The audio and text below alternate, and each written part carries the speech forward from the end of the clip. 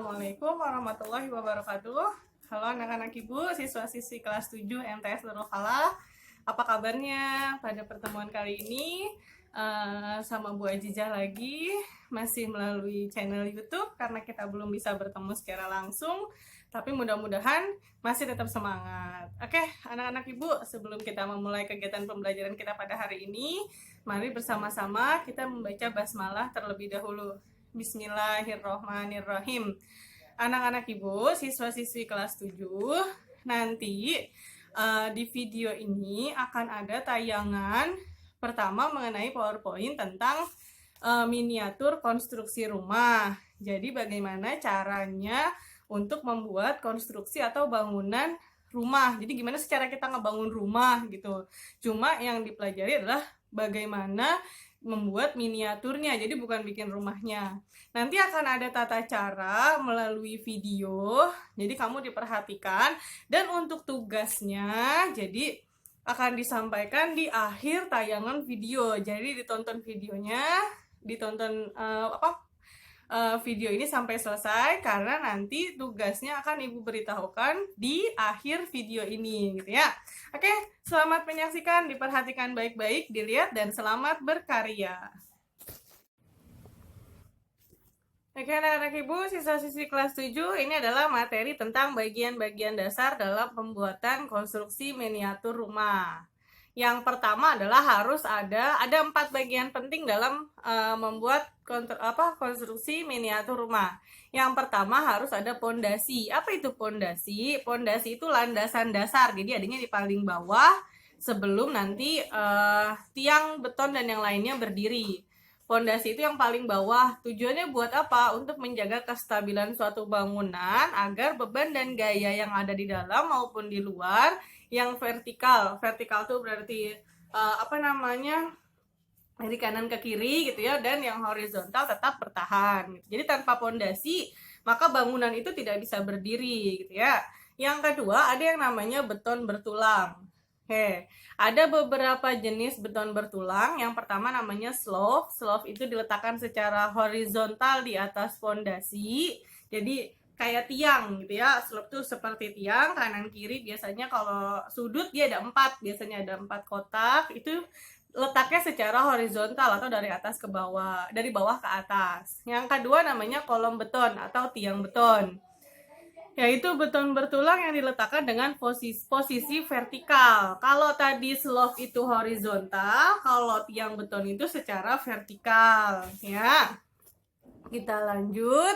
Kemudian yang ketiga ada yang namanya ring balok, beton bertulang yang terletak di atas pasangan bata, di atasnya, menutupi antara yang vertikal dan horizontal tadi. Yang kelima namanya balok atau struktur yang digunakan sebagai dudukan lantai dan pengikat kolom lantai atas. Dan yang terakhir namanya plat beton, berfungsi sebagai lantai bangunan bertingkat. Jadi kalau mau bikin rumah tingkat nih udah jadi kan, nah dia bikin lagi di atasnya ini namanya plat beton ya, biasanya untuk rumah yang bertingkat. Nah, kalau sudah betonnya sudah jadi, maka dibuat yang ketiga. Apa itu yang ketiga? Buat dindingnya atau tembok, yang biasa kita sebut tembok. Itu namanya dinding.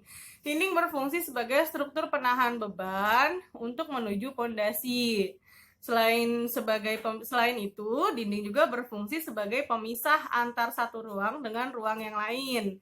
Penahan cahaya dari luar, kemudian angin, hujan, banjir, dan lain-lain. Jadi dinding, kan di rumah kamu pasti punya dinding kan? Nah, itu fungsinya seperti itu. Yang keempat atau yang terakhir namanya atap. Atap itu bagian paling atas, genteng. Genteng itu bahan material untuk pembuatan atap. Yang benar itu namanya atap ya. Atap berfungsi sebagai protektor dan melindungi rumah dari cuaca dan bahaya dari luar ya. Bayangin aja kalau rumah nggak ada atapnya, kan dia nggak bisa terhindar dari hal-hal yang lain gitu ya.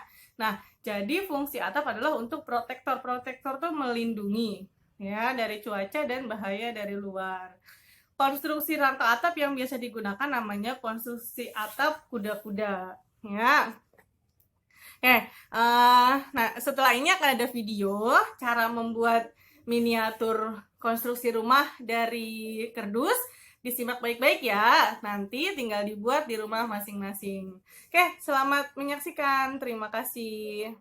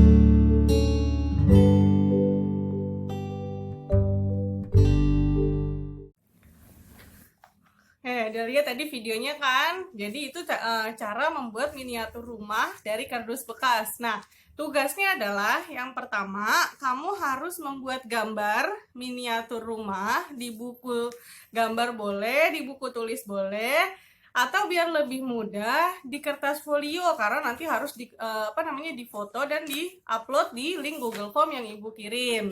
Jadi tugasnya nanti ada dua. Yang pertama gambar dulu konstruksinya itu seperti di LKS di halaman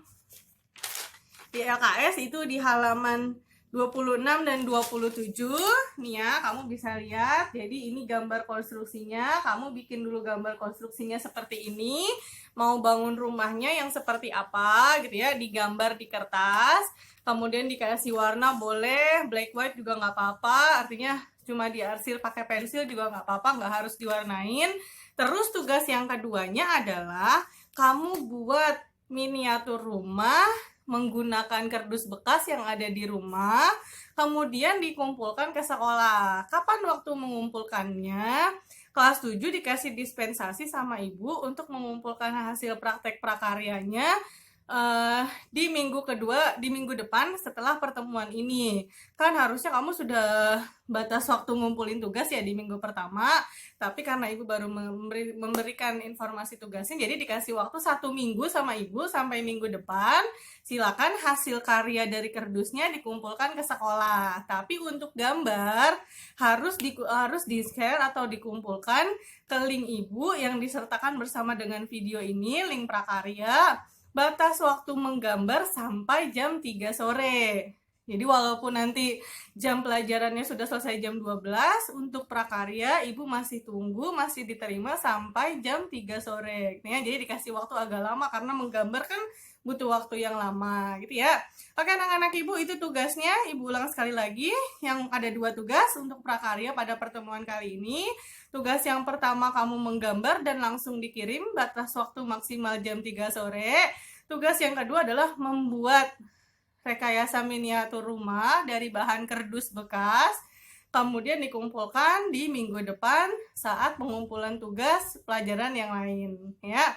Sampai ketemu lagi di pertemuan berikutnya ya. Tetap semangat anak-anak ibu, siswa-siswi kelas 7 yang cantik dan ganteng. Mudah-mudahan nonton video ini sudah pada mandi, sudah pada sarapan ya.